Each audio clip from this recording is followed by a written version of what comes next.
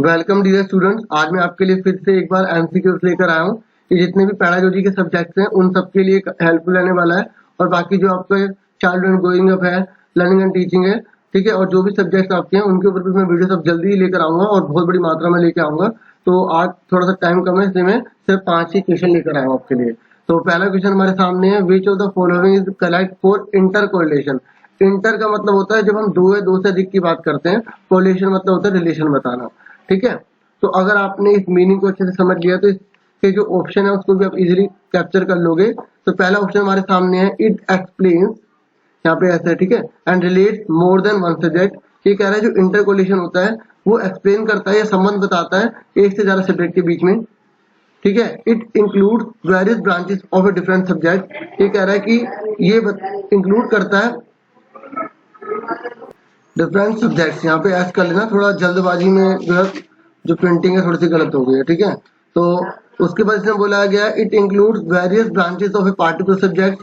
ये कह रहा है कि जो ये बहुत सारी ब्रांचेस को इंक्लूड करता है केवल एक सब्जेक्ट की, या फर्स्ट और सेकंड दोनों करेक्ट है। तो देखो मैंने आपको बताया इंटर का मतलब होता है एक से ज्यादा सब्जेक्ट के बीच में और उनकी फिर ब्रांचेस भी बहुत सारी हो जाएंगी। तो इसका मतलब क्या हुआ, इसका फर्स्ट और सेकंड करेक्ट है, तो इसका मतलब फोर्थ आंसर हमारा करेक्ट है, ठीक है। इस तरीके से सबमिट आप कर देंगे और जब आपको पता है कि आपको जो पैटर्न आया एक बार सबमिट होने के बाद आप दोबारा से उसे ठीक नहीं कर सकते, ठीक है। तो आपको ये तो नहीं पता लग पाएगा आपको करेक्ट है इनकरेक्ट है, उसी प्रकार का सॉफ्टवेयर लेकर आया ताकि आपके लिए काफी हेल्पफुल रहे। तो नेक्स्ट जो क्वेश्चन हमारे सामने है, which of the following is correct for intra correlation. अब इंटर का मतलब अपने आप में, अपने आप में मतलब उसके अंदर के जितने भी सारे पार्ट होंगे वो आपस में कोरिलेट हो सकते हैं, लेकिन वो दूसरे सब्जेक्ट से कोरिलेट नहीं होंगे, ठीक है। इंटर मतलब अपने आप से, ठीक है, एक से रिलेटेड होता है। तो it explains and relates only one subject और ब्रांचेस ऑफ इट, ठीक है। इसका मतलब पहला वाला ठीक है। It include various branches of different subjects, नहीं ये सही नहीं है। It is a wider relationship, ये बहुत बड़ा रिलेशनशिप है, नहीं।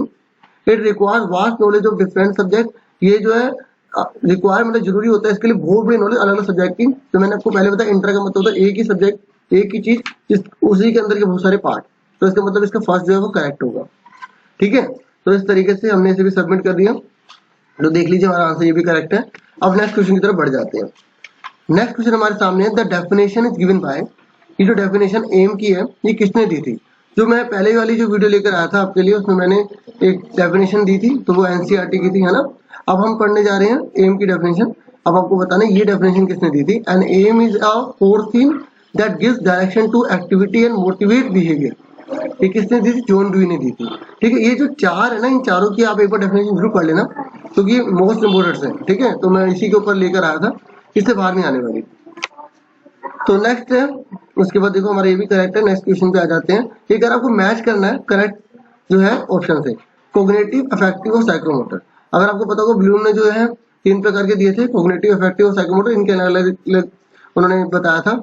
तो अब हमको बताना है जो कोग्निटिव है ये किससे रिलेटेड है, हार्ट से, हेड से या हैंड से, मतलब फीलिंग से, नोइंग से या डूइंग से। जो कोग्निटिव होता है वो हेड से होता है, मतलब जानने से होता है। अफेक्टिव जो होता है वो फीलिंग से होता है।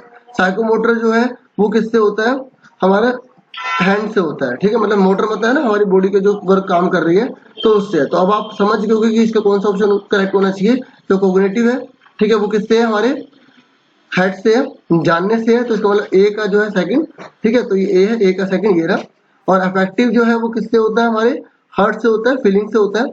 तो बी का हो गया हमारा फर्स्ट। तो इस तरीके से ये आंसर हमारा आ गया सेकंड वाला, ठीक है। ज्यादा आपको टाइम नहीं लूंगा, ठीक है, फटाफट आपको समझाता जाऊंगा। अगर आपको फिर भी स्पीड ज्यादा लग रही है तो आप यूट्यूब में जो 3 टूट होते हैं स्पीड थोड़ी धीरे कर सकते हैं, ठीक है। नेक्स्ट क्वेश्चन की तरफ बढ़ जाते हैं।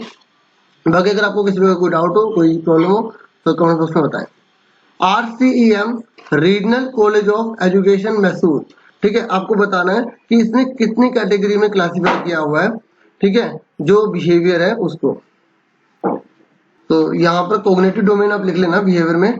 तो जैसे आपको पता होगा ब्लूम ने जो है कोग्निटिव को 6 पार्ट में डिवाइड किया था। मैं आपको बता रहा था नॉलेज है, कॉम्प्रिहेंशन है, एप्लीकेशन है, एनालिसिस है, सिंथेसाइसिस है और इवैल्यूएशन है, ठीक है। लेकिन जो RCEM है, regional college of education Mysore ने जो है वो कितनी कैटेगरी में डिवाइड किया था, उसने 4 कैटेगरी में डिवाइड किया था। कितनी कैटेगरी में डिवाइड किया था, 4 कैटेगरी में। तो वो 4 कैटेगरी कौन सी है बच्चों, एक है नॉलेज, दूसरी अंडरस्टैंडिंग, तीसरी है एप्लीकेशन, चौथी है क्रिएटिविटी। तो इस तरीके से 5 ही क्वेश्चन मैं लेकर आया था। मैं ऐसी और क्वेश्चन आपके लिए लेकर आऊंगा। आज के लिए इतना बहुत है। Thank you for watching and listening carefully.